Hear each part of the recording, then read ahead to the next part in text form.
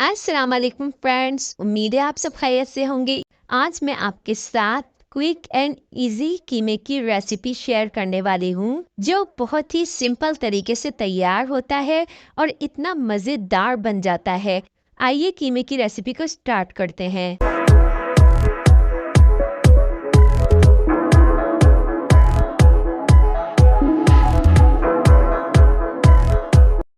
ये बीफ का कीमा हमने लिया है आधा किलो और ये मोटी मशीन का कीमा है।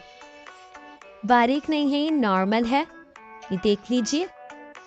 और इसको हमने धो के रख लिया है। इधर हमने प्याज ले ली है 4 अदद नॉर्मल साइज़ की और इसको हमने ऐसे कट कर लिया है मोटा, आप चाहे तो बारीक कट कर ली जैसे मर्ज़ी। और टमाटर हमने ले लिए हैं 2 अदद बड़े साइज़ के और उसको भी हमने ऐसे कट कर लिया था, छिलके उतार लिए थे। और इसके अंदर हमने ऐसे ही कीमा शामिल कर दिया है प्याज टमाटर में। और लहसुन अदरक का पेस्ट हमने 2 चम्मच इसमें डाला है। पिसी हुई मिर्चें हमने डाली हैं 1 चम्मच। हल्दी जो है हमने थोड़ी सी डाली है। और इधर हमने गरम मसाला डाला है आधा चम्मच, पिसा हुआ धनिया भी 1 चम्मच और नमक जो है 1 चम्मच भर के हमने डाल दिया है। और ऑयल जो है अभी हमने आधा कप डाला है। और इधर पानी हमने कीमा गलने के लिए और पकने के लिए इसमें डाल दिया है तकरीबन 1 गिलास भर के। ये हमारी प्याज टमाटर और कीमा हम मिक्स कर रहे हैं और सारे मसाले, और चूल्हे पे हमने इसको रख दिया है। पानी हमने इसलिए डाला है उसमें हमारा कीमा भी गल जाएगा और प्याज टमाटर भी जो है वो गल जाएंगे।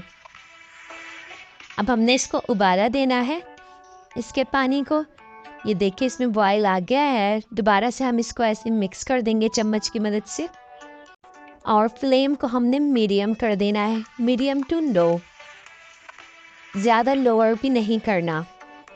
और ये हमने कीमे को गलने रख देना है। तकरीबन 40 से 45 मिनट के लिए जो ना हमने इसको कवर करके रख देना है ताकि कीमा भी गल जाए और प्याज टमाटर भी। तकरीबन 40 मिनट बाद हमने देखा, ये देखिए पानी भी इसका खुश्क हो चुका है और इधर हमारे प्याज और टमाटर नरम हो गए हैं। अभी हम आपको दिखाते हैं, ये देख लीजिए, नज़र आ रहे होंगे नरम हो गए। तो अब हमने आँच को जो ना तेज़ कर देना है ताकि हम ये प्याज और टमाटर को ऐसे चम्मच की मदद से कूटते जाएं तो ये घुट जाएंगे और हमारे कीमे की भी जो है भुनाई होती जाएगी। ऐसे आपने तेज़ आंच पे इसकी बुनाई कर जानी है। इस वक्त पे हमने आधा कप ऑयल और शामिल कर देना है। इससे पहले हमने कीमा जब पकने रखा था तो आधा कप ऑयल डाला था।